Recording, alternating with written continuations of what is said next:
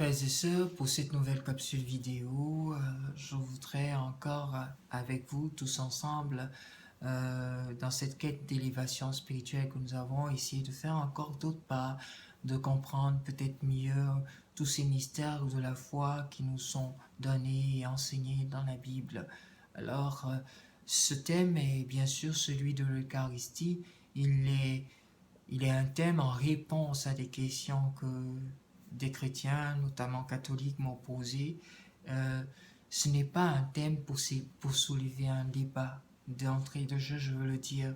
C'est juste une réponse en tant que prêtre catholique. Je me dois d'essayer d'expliquer aux chrétiens catholiques le pourquoi du fait que nous disons, nous chrétiens, qu'une fois que catholique, une fois que le pain est consacré, que le vin est consacré, ils deviennent corps et sang du Christ, et que nous croyons à la présence réelle de Jésus dans les espèces consacrées. Ce n'est pas donc un débat où ça va soulever une polémique, c'est pas ça mon but.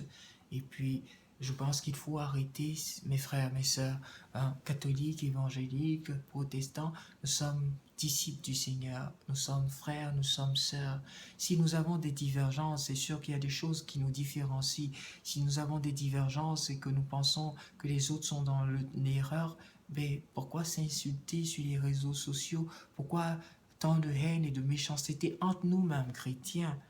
Plutôt, je pense, dans un débat réfléchi, intellectuel, dans la prière aussi, nous pouvons essayer d'éclairer les autres. Puis si ça ne fonctionne pas, laissez le Seigneur, qui est celui qui est souverain, pouvoir les rejoindre ou les éclairer par l'Esprit. Alors arrêtons, s'il vous plaît. Arrêtons de s'insulter, de nous insulter, de nous donner en spectacle sur des réseaux sociaux, en train de dire tant de méchanceté, d'animosité les uns envers les autres. C'est un contre-témoignage. Jésus, au chapitre 13 de l'évangile de Jean, au verset 35, dit « À ceci, le monde reconnaîtra que vous êtes mes disciples si vous vous aimez les uns les autres. » Puis nous nous revendiquons disciples du Seigneur, puis nous sommes en train de nous entre-déchirer inutilement. Ça, c'est pas le Christ. Si nous comprenons vraiment le Christ et si l'Esprit de Dieu nous anime vraiment, c'est la paix et l'amour qui habiterait tous les cœurs. Moi, j'ai des amis pasteurs. Le pasteur Eric Sohou, c'est mon grand ami.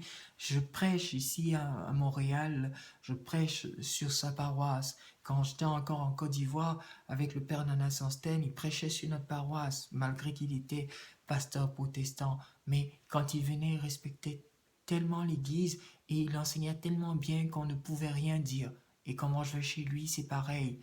Alors arrêtons de nous entre-déchirer inutilement. Si S'il y a des moments où on ne se comprend pas, ben on peut se mettre de côté, prier, puis demander au Seigneur de nous éclairer les uns les autres. Alors c'est vraiment cela que je souhaiterais. Ce n'est pas pour lever un débat inutile, mais c'est pour essayer d'éclairer, de dire les raisons pour lesquelles nous, catholiques, nous disons qu'il y a vraiment corps et il y a vraiment sang du Christ dans les espèces consacrées. Voilà. Alors, je sais que vous êtes des gens inspirés par l'Esprit, que vous n'allez pas laisser l'ennemi venir encore s'aimer le trouble à travers des échanges inutiles et puis des bagarres inutiles. Voilà. Alors beaucoup de chrétiens disent, mais est-ce que le Seigneur est vraiment présent dans ce petit bout de pain et puis dans ce vin où le prêtre étend les mains et juste parce qu'il parle, comment est-ce que Dieu serait présent, comment est-ce que ce serait le corps et le sang du Christ? La première réalité à comprendre et à assimiler, c'est sûr que les espèces consacrées physiquement ne changent pas. Le pain reste du pain. Le vin reste du pain dans leur apparence physique.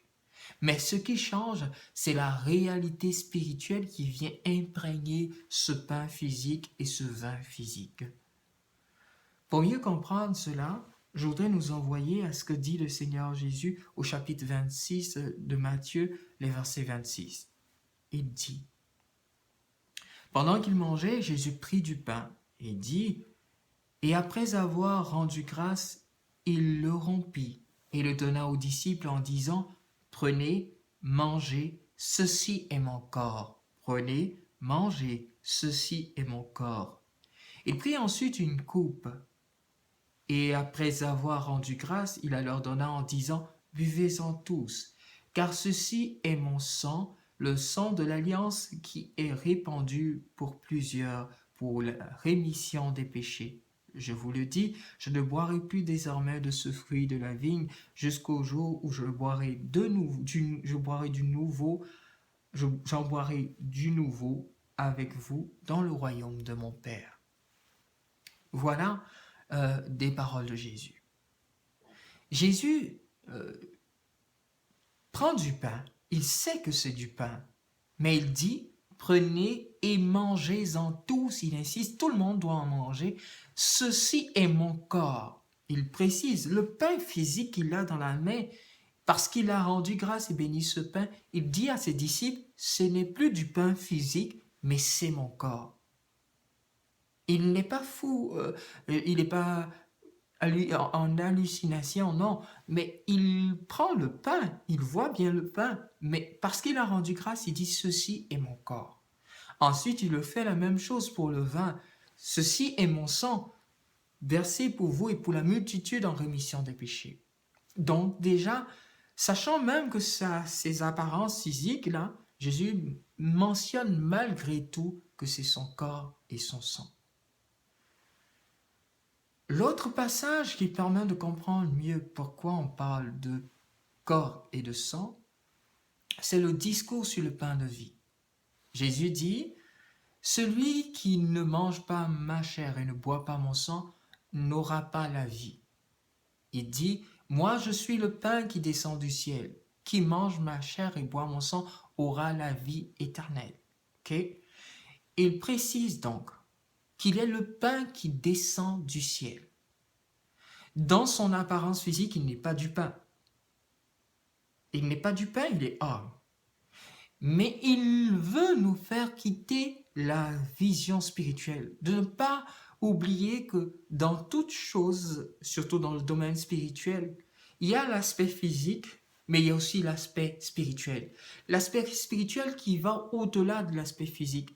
Ne pas s'arrêter à l'aspect physique, ne pas regarder seulement comme des hommes avec nos yeux humains, mais de laisser notre cœur transcender la barrière physique et atteindre le niveau de la vie spirituelle. Et de dire donc que pour le monde spirituel, il n'y a de valeur ou de vérité que celle que Dieu insuffle à ce moment précis. Si Dieu dit donc que cette eau qui est de l'eau devient eau de bénédiction ou de vie, parce que Dieu l'aura dit, la réalité spirituelle qui fait que cette eau aura un pouvoir vient imprégner l'eau et donc la transformer.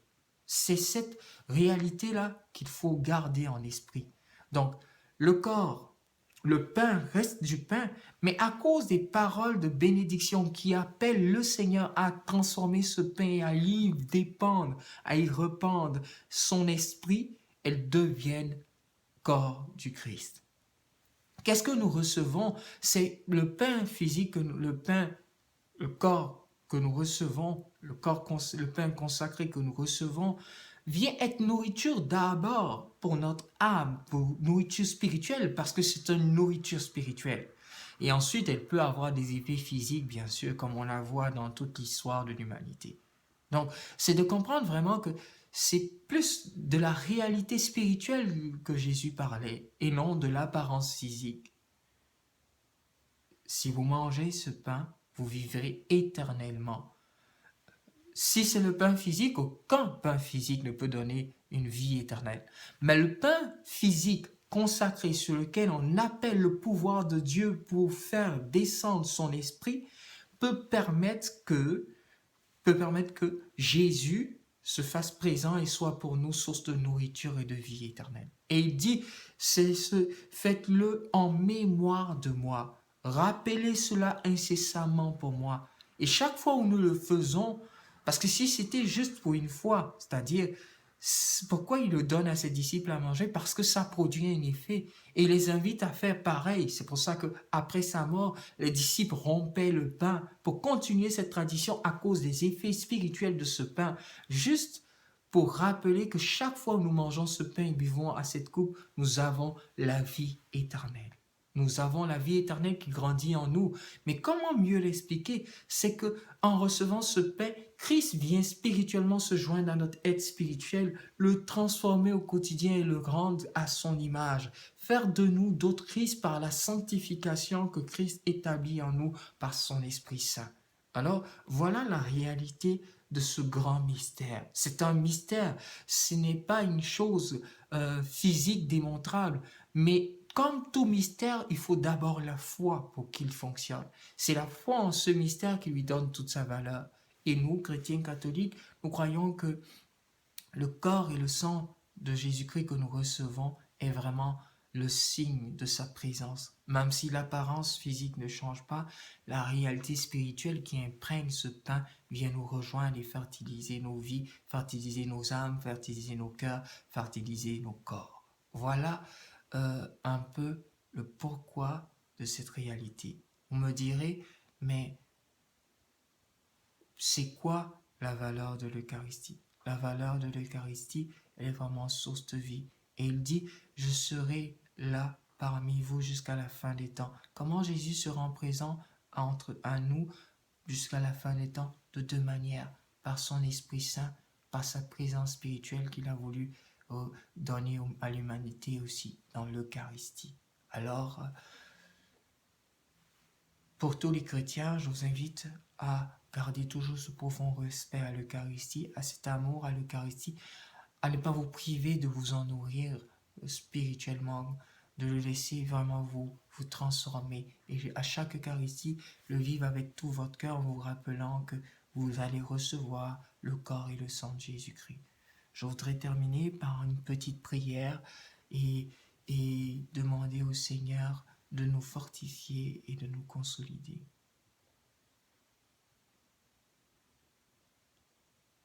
Seigneur Jésus, nous voulons te dire merci. Par cet enseignement, je voudrais surtout aussi te confier l'unité de ton Église, Église protestante, évangélique, catholique ou peu importe, que tous les chrétiens soient un comme tu l'as souhaité. Tu demandais à ton Père de les garder unis les uns aux autres. Resserre nos liens de fraternité et d'unité, Seigneur. Je te confie tous les chrétiens catholiques qui ont part à ton corps et à ton sang. Nous croyons, Seigneur, que tu es vraiment présent dans ce corps et dans ce sang que tu nous accordes par la consécration eucharistique. Fortifie-nous et transforme nos cœurs, transforme nos vies par ta présence en nous. Béni sois-tu éternellement, toi qui te donnes pain vivant descendu du ciel, maintenant et pour les siècles des siècles. Amen. Je vous remercie et j'espère avoir aidé les uns et les autres à comprendre. Et puis, je vous aime tous, frères catholiques, frères protestants, frères évangéliques. Vous êtes tous mes frères et Dieu vous bénisse. Merci pour tout. À bientôt. Je vous aime.